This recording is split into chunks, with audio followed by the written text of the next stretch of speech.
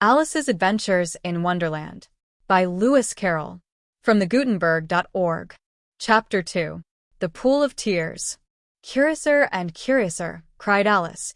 She was so much surprised that for the moment she quite forgot how to speak good English. Now I'm opening out like the largest telescope that ever was. Goodbye, feet. For when she looked down at her feet, they seemed to be almost out of sight. They were getting so far off. Oh, my poor little feet. I wonder who will put on your shoes and stockings for you now, dears? I'm sure I shan't be able. I shall be a great deal too far off to trouble myself about you. You must manage the best way you can, but I must be kind to them, thought Alice, or perhaps they won't walk the way I want to go. Let me see.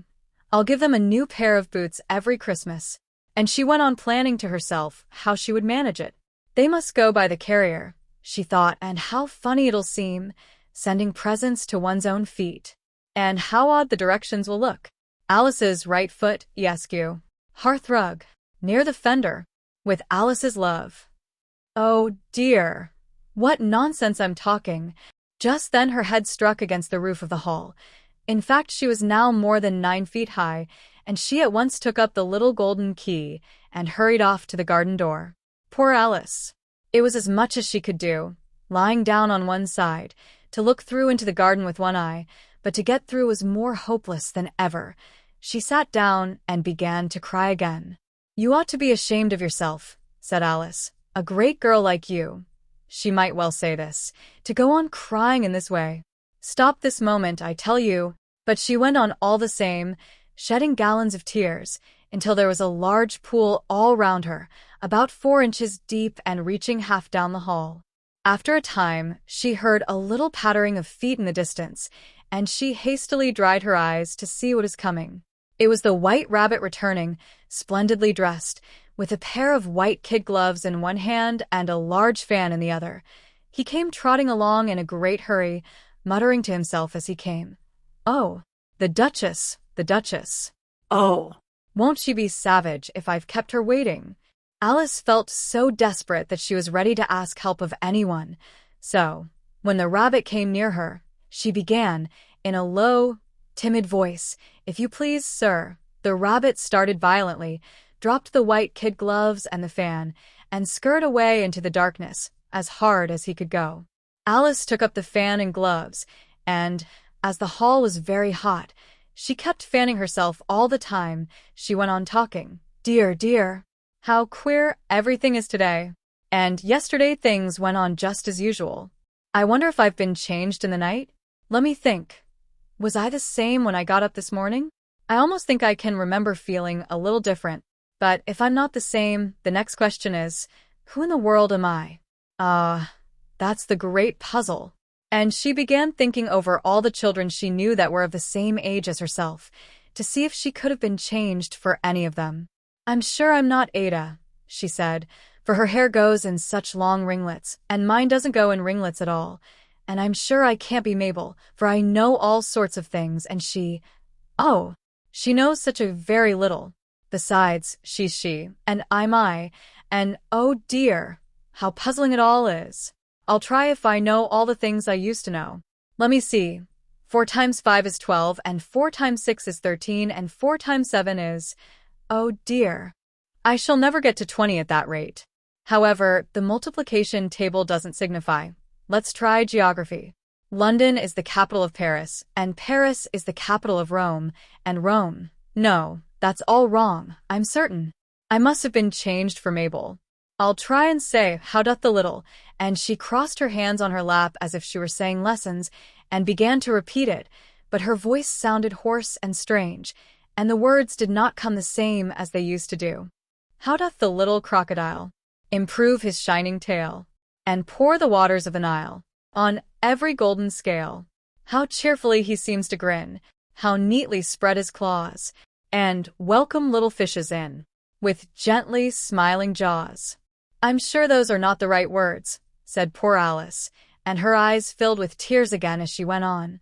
I must be Mabel after all, and I shall have to go and live in that poky little house, and have next to no toys to play with, and oh, ever so many lessons to learn. No, I've made up my mind about it. If I'm Mabel, I'll stay down here. It'll be no use their putting their heads down and saying, "Come up again, dear." I shall only look up and say, "Who am I then?" Tell me that first, and then, if I like being that person, I'll come up. If not, I'll stay down here till I'm somebody else. But, oh dear, cried Alice with a sudden burst of tears, I do wish they would put their heads down. I am so very tired of being all alone here. As she said this, she looked down at her hands and was surprised to see that she had put on one of the rabbit's little white kid gloves while she was talking. How can I have done that, she thought. I must be growing small again. She got up and went to the table to measure herself by it, and found that, as nearly as she could guess, she was now about 2 feet high and was going on shrinking rapidly. She soon found out that the cause of this was the fan she was holding, and she dropped it hastily, just in time to avoid shrinking away altogether. That was a narrow escape, said Alice, a good deal frightened at the sudden change, but very glad to find herself still in existence. And now for the garden. And she ran with all speed back to the little door. But, alas!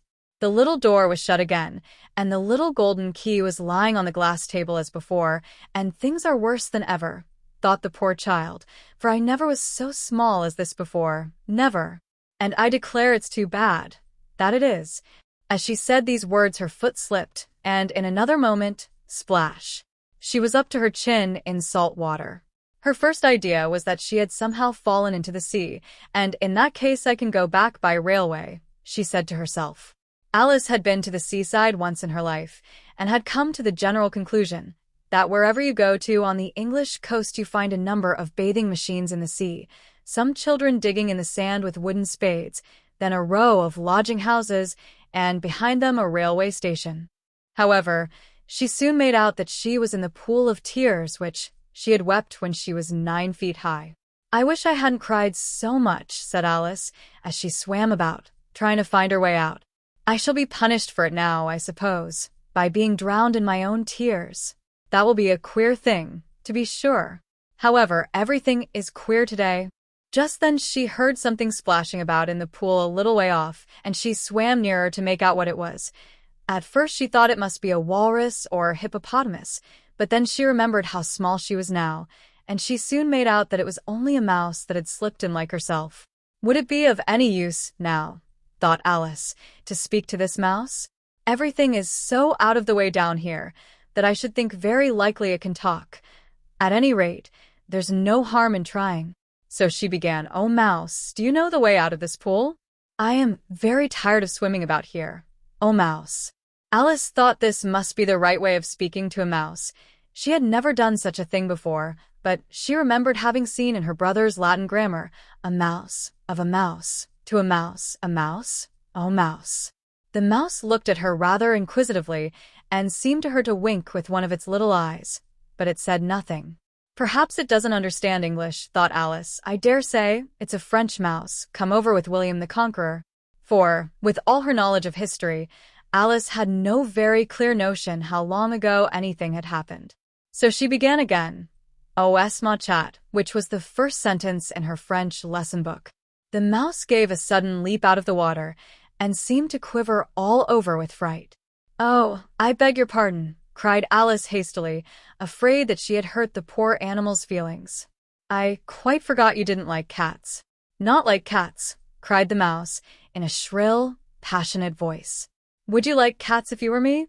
"Well, perhaps not," said Alice in a soothing tone. "Don't be angry about it. And yet I wish I could show you our cat Dinah. I think you'd take a fancy to cats if you could only see her. She is such a dear, quiet thing," Alice went on, half to herself, as she swam lazily about in the pool, "and she sits purring so nicely by the fire, licking her paws and washing her face, and she is such a nice soft thing to nurse, and she's such a capital one for catching mice." "Oh, I beg your pardon," cried Alice again, for this time the mouse was bristling all over, and she felt certain it must be really offended. "We won't talk about her any more, if you'd rather not." "We indeed," cried the mouse, who was trembling down to the end of his tail. "As if I would talk on such a subject. Our family always hated cats. Nasty, low, vulgar things. Don't let me hear the name again." "I won't indeed," said Alice, in a great hurry to change the subject of conversation. Are you fond Of dogs? The mouse did not answer, so Alice went on eagerly. There is such a nice little dog near our house I should like to show you. A little bright-eyed terrier, with such long curly brown hair. And it'll fetch things when you throw them, and it'll sit up and beg for its dinner and all sorts of things. I can't remember half of them, and it belongs to a farmer, and he says it's so useful. It's worth £100. He says it kills all the rats and— Oh dear, cried Alice in a sorrowful tone. I'm afraid I've offended it again. For the mouse was swimming away from her as hard as it could go, and making quite a commotion in the pool as it went. So she called softly after it, Mouse dear, do come back again, and we won't talk about cats or dogs either if you don't like them. When the mouse heard this, it turned round and swam slowly back to her. Its face was quite pale, with passion, Alice thought, and it said in a low, trembling voice, Let us get to the shore, and then I'll tell you my history, and you'll understand why it is I hate cats and dogs. It was high time to go, for the pool was getting quite crowded with the birds and animals that had fallen into it.